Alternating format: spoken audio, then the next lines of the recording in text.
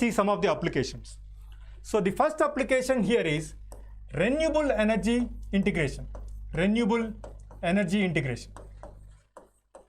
Renewable energy integration. Renewable energy integration. So the first application I am taking as renewable energy integration. So what does it mean? So can anyone tell what does it mean? So can anyone tell what does it mean? The first application I am taken as renewable energy integration. So can anyone tell what does it mean? So what is the meaning of renewable energy integration? So the power electronic application, the first application I have mentioned that renewable energy integration. Please reply guys. So renewable energy integration. So what does it mean? What does it mean? So renewable energy integration. What are the renewable energy sources? So we know that solar cell, so wind turbines and all, right? So renewable energy integration is nothing but, so let me give you a clear idea. So let me take the PV integration. PV integration is nothing but photovoltaic integration. So that means the PV cell output should be connected to the grid. Our ultimate aim is, so after generating the power, we should supply to the grid or we should supply the loads, right? So here, so now the PV cell, let me take the PV cell here. Let me take the PV cell here. So what is the output of PV cell? So what is the output of PV cell? So let us see the solar energy integration. Let us see the solar energy integration. What is the output of the PV cell? What is the output of PV cell? The output of the PV cell is DC, right? So it gives the DC output. It gives the DC output. It gives the DC output. So what about the grid? So let it be connected to the AC grid. Let me connect this PV cell to the AC grid. So the PV cell is giving the output as DC output, and we should connect this DC output to the AC grid. This DC output to the AC grid. How we can connect? There should be some conversion, right? So what is that conversion? So what is that conversion? So this DC should be converted into AC. This DC should be converted into AC. For that, what we have to keep? Which converter we have to keep? So we have to keep the DC to AC converter. We have to choose the DC to AC converter. DC to AC converter. So can we connect PV cell output directly to the DC to AC converter? Can we connect PV cell output to the DC to AC converter? So can we connect? So this PV cell output, can we connect directly to the AC grid application? So no, because on what parameters PV cell output depends? On what parameters PV cell output depends? So the parameters are, so the proper light should be there. So on light it will depend. On light it will depend. So temperature, on temperature it will depend. On temperature it will depend. On irradiation it will depend. On irradiation it will depend. Right? So that the PV cell output is not constant throughout the day. So the PV cell output is not constant. So that the voltage of the PV panel and the current of the PV panel, so is not constant. They are variable. They are variable. But we need to keep them as constant, because so we need to supply to the grid. So the grid voltage is always constant. So but the PV output voltage and output current are varying. So for that, what we have to do? So we need to keep one more converter. So which is the DC to DC converter?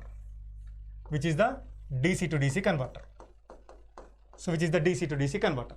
So from the DC to DC converter, so we will give the DC to AC converter. So of course here some control input is there, and this control input depends on when you take the control input, as I said in the schematic diagram, the control circuit is nothing but feedback circuit. It should take the feedback and it should compare with the reference value and it should give the output, right? So now, so if you take the control circuit here, so here it will depends on, it will take the input parameters as current and voltage of the PV panel, and it will give the maximum power. So according to the maximum power, it will give the output voltage as DC here, and that DC will drive the DC to AC converter. From that DC to AC converter, so it should drive the AC grid. Here also some control circuit should be there. So this is the power circuit. So in addition to that, there is a control circuit should be there. There should be a control circuit, and this control circuit should have feedback. It takes feedback from the here, so and it generates the, so it gives the input to the DC to AC converter. Now you are clear, right? So is there any doubt in this? So renewable energy, for renewable energy integration, for easy understanding, let me take a, so I have taken a PV cell integration. So PV cell is nothing but solar cell. So the solar cell output is DC output. So we cannot directly connect it to the AC grid, so that we have kept the converters there. So is there any doubt? Is there any doubt? So is there any doubt? A369B, right? Fuel cell plus boost. MLA is nothing but multi-level inverter, right? So on grid. Yes, solar output is depends on irradiation and temperature. Sairam. So now let us see the other applications also. Let us see the other applications. So what are all the other applications we have? So we can use it in the electric vehicles. So we can use it in the electric vehicles. Electric vehicles. And so smart grid applications. Smart grid applications. Smart grid applications. So and we have different applications like, so we have HVDC conversion, HVDC transmission, high voltage DC transmission, HVDC, high voltage DC transmission. So the transmission will be in the DC, high voltage DC to reduce the losses. So FACTS, flexible AC controllers, flexible AC transmission system. So like that we have different, so power supplies, UPS. So like that we have different application, electric drives,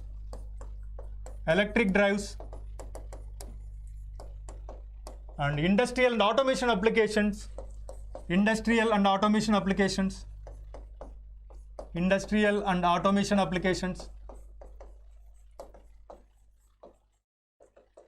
So like that we have different applications here. So if you observe here, HVDC or FACTS are included in ESE power system syllabus. So it was included. So HVDC and FACTS devices. So I'm going to handle that HVDC and FACTS in power systems itself. Power electronics itself. In this comprehensive course, I'm going to deal with the HVDC and FACTS also, but it is ESE power system syllabus, but it is related to the ESE power system syllabus. Now let us discuss advantages and disadvantages. So what are all the advantages here? So the advantages here is the size will be less. The size of the circuit, power electronic circuit will be less. The size will be less. Why? Because power electronic devices, all the devices are static devices, so that the size will be less when compared to the conventional system. So the cost also will be less when compared to the conventional system. So reliability is more. Because the control is easy. Reliability is more. So control is easy. So controlling the circuit is easy. So what about the disadvantage? So any power electronic circuit, as I discussed before, the power electronic circuit or power circuit which is composed of switches, power electronic switches, so power electronic semiconductor devices, so which acts as a non-linear loads.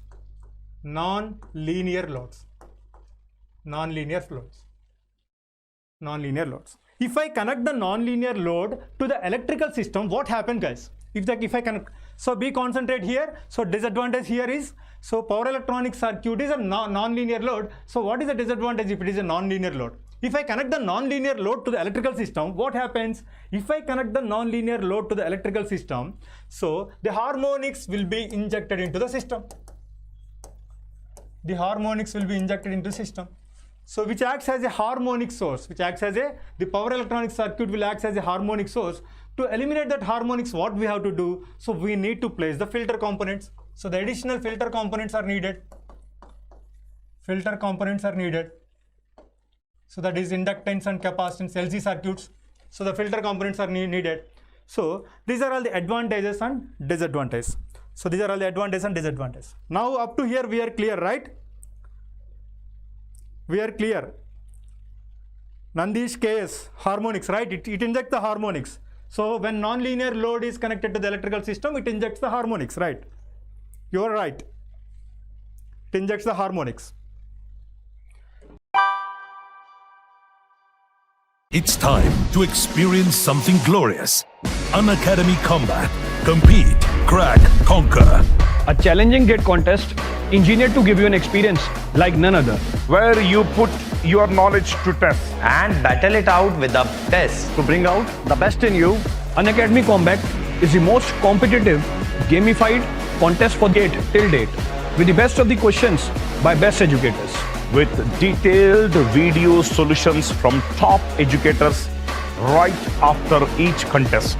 Combat live with peers to get real-time rankings and win big. Participate in every contest to improve your ratings. Challenging contests every fortnight or alternate Sunday. Live ranking after every question. Big rewards for top rankers. Your passion to crack gate deserves this. Your hard work towards your dream deserves this. Fuel your inner fire for the ultimate gate challenge. Unacademy Combat. Register now.